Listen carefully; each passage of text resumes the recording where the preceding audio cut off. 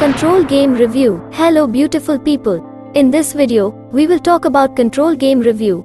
Control could, and probably should, have been something worth shouting about. It's been 16 years since Remedy Entertainment last released one of its games on a PlayStation platform thanks to the developer's decision to jump into bed with Microsoft, so to see it back is a bit of an occasion. However, the title that brings about its return isn't quite as noteworthy.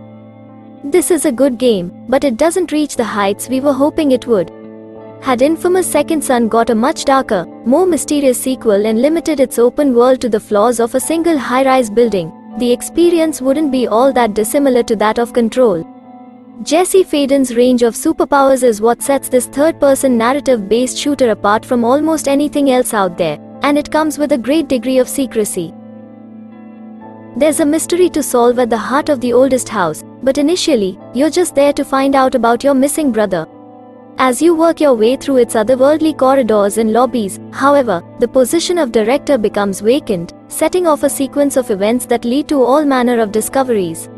Its narrative is perhaps one of the game's biggest talking points, but there's only so much that can be said before we find ourselves in spoiler territory. There's a lot to unpack as each mission plays out, starting off somewhat straightforward before upping its complexities tenfold. It's a genuinely interesting plot because, of course, some things aren't as they seem, but it's also one that'll most likely require a YouTube explanation video to help you to fully grasp what's going on. A highlight indeed, although it may be lost on some. By the way, we are gathering gamers and gaming lovers like you in our YouTube channel RAYAROZEN, so it would be nice if you join our gaming community by subscribing our YouTube channel. We upload a cool game stuff like gaming reviews, different gameplays, top 10 games compilations etc.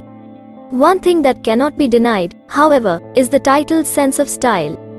Big, bold, booming typography welcomes you to each new area, while sound effects and audio design bring about a new industry standard. The menacing atmosphere sets a tone for exploration that will keep you on edge, while the hiss, the enemies in the game, float ominously overhead. There are minor details that don't go unnoticed.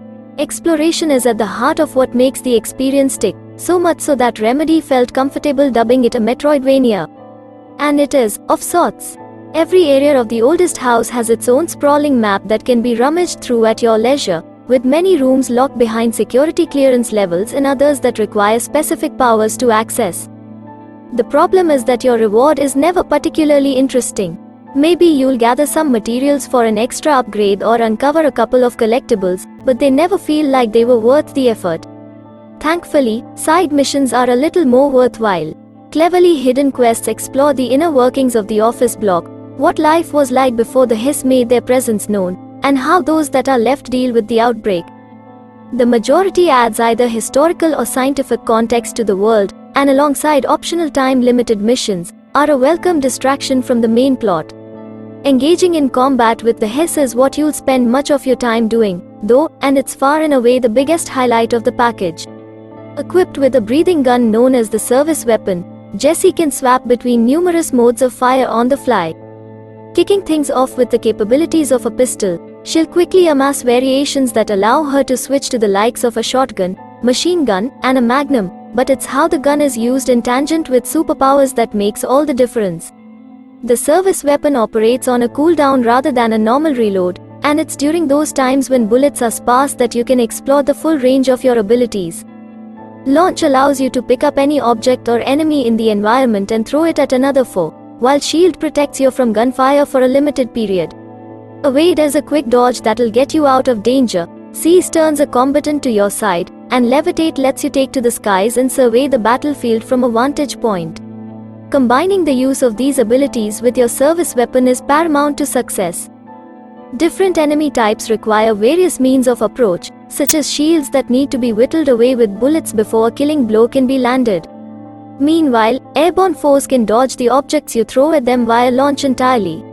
Striking the right balance between ammunition and abilities couldn't come with a greater feeling when you get it right.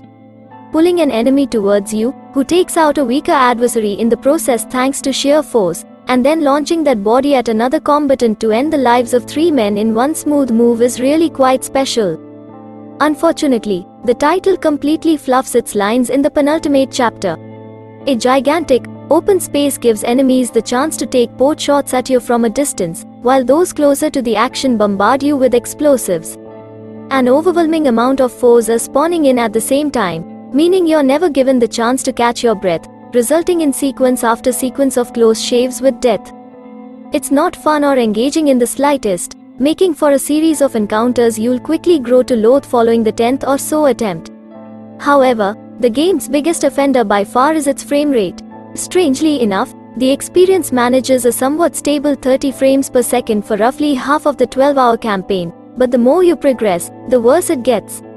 The back half suffers from major drops during combat that slow things down to a snail's pace, as you have to fight a frame rate in the single digits as well as the more traditional enemies on screen. We don't quite understand how the game has managed to ship in this state, but that's not the only technical fault. The title can be made to freeze on demand for a handful of seconds after quitting out of the pause screen every single time you access it, while stutters are also present when coming in and out of travel point. It's absolutely unacceptable, a flaw that a series of patches will need to fix post-launch. Elsewhere, its visuals fare a little better. Whilst some of the environments do become a little summy after a while, the locations that break away from the grey offices of the oldest house are real lookers. Combined with its style that oozes out of every corner, bright oranges and blues illuminate a world twisted and ravaged by the hiss. It's not always on display, but Control does indeed have some artistic beauty to it. There's no doubting that Control is a good experience, but it's not one that'll go down in the history books. Its explorative and combat-focused gameplay is a major highlight thanks to abilities that give you the chance to get creative, but the unreliable frame rate that goes with it puts a stop to the enjoyment far too frequently. This is most definitely worth playing, but that's about as far as any substantial praise can go. So, that's it for this video. Hope you enjoyed it. If you do like our video, make sure to like, subscribe and hit the bell icon so you never miss an update.